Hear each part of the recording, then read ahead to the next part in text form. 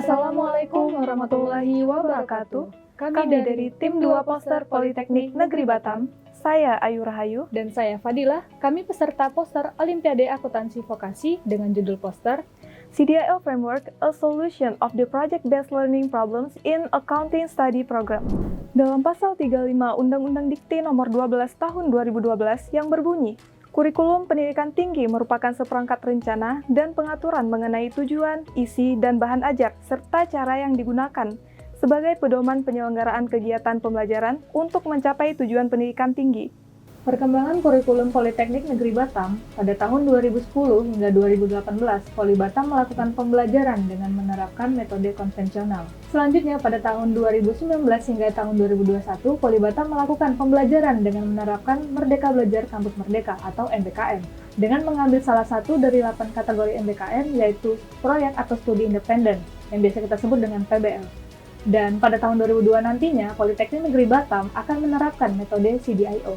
Metode PBL yang diterapkan di Politeknik Negeri Batam mengutamakan proses pembelajaran dan keberpusatannya pada mahasiswa. Dalam penerapannya, ide proyek, metode, serta alat yang dibutuhkan mahasiswa telah disiapkan oleh pihak kampus. Namun, dalam penerapan PBL masih terdapat beberapa ketidaksesuaian ataupun kendala yang dihadapi. Contohnya, yang pertama, proyek yang dikerjakan tidak bisa diklaim ke mata kuliah lain, selain mata kuliah yang berhubungan dengan proyek yang bersangkutan. Kemudian yang kedua, mahasiswa yang sudah mengikuti PBL masih harus mengikuti perkuliahan konvensional untuk mata kuliah lain di luar mata kuliah yang diklaim PBL. Kemudian yang ketiga, minimnya koordinasi antara mahasiswa dengan dosen manajer proyek, sehingga untuk meminimalisir problem PBL yang dihadapi tersebut, digunakan sebuah metode yang memiliki tata cara yang terstruktur dalam mendesain pelaksanaan proyek untuk mata kuliah di dalam kurikulum, yaitu CDIO. CDIO memiliki 4 tahapan yang harus dilalui secara berurutan, antara lain, yang pertama, konsep atau memahami, kedua, desain atau merancang, ketiga, implement atau menerapkan, dan yang keempat, operate atau mengoperasikan. Sebelum menerapkan CDIO Framework sebagai metode pembelajaran pada program studi akuntansi, yang perlu dipersiapkan yaitu how to teach dan what to teach. How to teach merujuk pada CDIO Standard 2.0, yang mana terdapat 12 standar CDIO yang harus dipersiapkan oleh program studi akuntansi.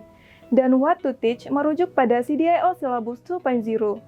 Berikut yang perlu dipersiapkan oleh program studi akuntansi terkait 12 standar CDIO. Standar pertama yaitu konteks. Prodi menyusun panduan adoption plan. Kedua, institusi harus memberikan support. Ketiga, melakukan self-evaluation mengenai kesiapan prodi dalam penerapan CDIO. Yang keempat, application form, yaitu meminta kampus yang sudah mengadopsi CDIO sebagai pembicara. Dan yang kelima, melakukan survei untuk level proficiency dalam industri, jurusan, dan alumni. Yang kedua, learning outcome atau CPL, capaian pembelajaran lulusan. Prodi harus menyiapkan dokumen kurikulum lama, kemudian memetakan atau menyesuaikan dengan silabus CDIO. Yang ketiga, integrated curriculum atau integrasi kurikulum. Prodi harus menyusun atau memetakan proyek yang terintegrasi dengan mata kuliah pada semester tersebut. Caranya, yaitu dengan menyiapkan dokumen kurikulum lama, kemudian menyusun konsep proyek per semester, dan selanjutnya memetakan mata kuliah apa saja yang terlibat dalam proyek tersebut. Setiap proyek harus dititipkan CDIO skill berdasarkan survei dengan industri. Standar 4 yaitu Introduction to Accounting Principles. Prodi harus menyiapkan dokumen kurikulum lama, menyiapkan RPS, menyiapkan Course Learning Outcome atau capaian pembelajaran mata kuliah CPMK. Kemudian dari CPMK tersebut harus dititipkan CDIO skill, memetakan setiap CPMK tersebut masuk ke silabus CDIO. Standar yang kelima yaitu Design Implement Experience. Prodi harus menentukan konsep proyek PBL, kemudian menentukan mata kuliah yang terlibat, selanjutnya memetakan proyek tersebut dengan tahun ajaran, kemudian membuat rubrik untuk proyek. Selanjutnya standar yang keenam yaitu Business or Accounting Learning Workspace. Prodi merancang working space yang di dalamnya memfasilitasi ruang meeting, tempat pengerjaan, dan simulasi proyek. Kemudian standar yang ketujuh, Integrated Learning Experience, yaitu menyiapkan kurikulum, RPS, kemudian menitipkan skill CDIO ke mata kuliah semester. Kemudian membuat CPMK setiap mata kuliah. Kemudian standar yang kedelapan yaitu Active Learning. Prodi harus menyiapkan dokumen kurikulum, menyiapkan RPS, pada bagian metode pembelajaran mengadopsi active learning. Seperti mahasiswa mendownload materi sendiri di Learning, mahasiswa diberikan multiple choice yang berbentuk shortcut dan quiz untuk mengetahui pemahaman materi, kemudian mengisi metode pembelajaran dengan diskusi kelompok. Selanjutnya, pembelajaran berdasarkan pengalaman seperti project, problem, simulasi, dan studi kasus.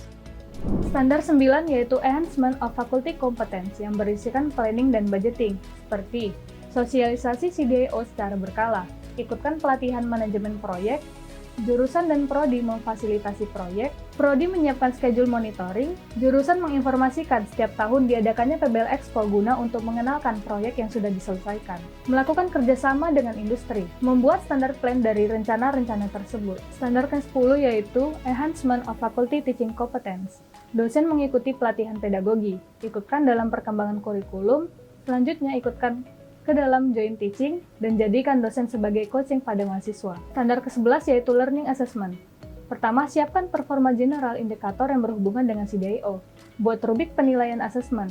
Cara untuk asesmen seperti presentasi hasil proyek yang dikerjakan oleh mahasiswa.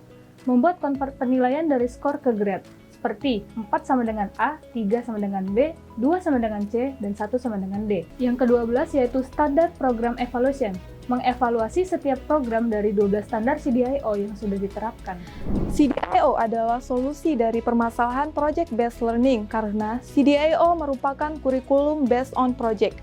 Dengan penerapan metode CDIO di prodi akuntansi akan mencapai sebuah capaian pembelajaran yang mencakup penilaian 1 semester, sehingga pelaksanaan PBL berjalan lebih terarah dan terstruktur selama pengerjaan proyek.